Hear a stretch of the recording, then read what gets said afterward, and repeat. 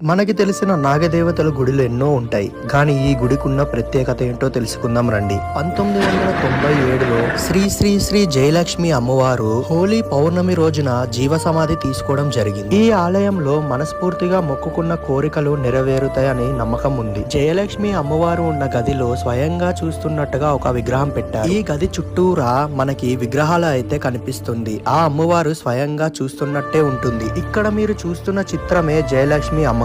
ఈ అమ్మగారికి ఊరేగింపు కూడా జరుగుతుంది ఈ గుడిలో. ఇక్కడ చూసుకున్నట్టయితే ఈ ఆలయం ఒక బ్లూ ప్రింట్ కూడా ఉంటుంది. ఈ ఆలయం కట్టడానికి ఒక ముఖ్య కారణం ఏంటంటే, ఒక రోజు నాగదేవతే స్వయంగా జయలక్ష్మి అమ్మగారి కలలోకి వచ్చి నాకు ఒక గుడి కట్టమని కోరింది. ఆ అమ్మ మాట మేరకు ఇక్కడ ఈ గుడి కట్టడం జరిగింది. ఇక్కడున్న భక్తులు ఏ నాగదోషం ఉన్నా గానీ పూజ చేసుకున్నట్టయితే అవి తొలగిపోతాయని నమ్మకం. ఈ నాగదేవత దేవాలయం హైదరాబాద్ లో ఉన్న తిరుమలగిరిలో ఉంది. మరిన్ని వీడియోస్ కోసం ఛానల్ ని సబ్స్క్రైబ్ చేసుకోండి.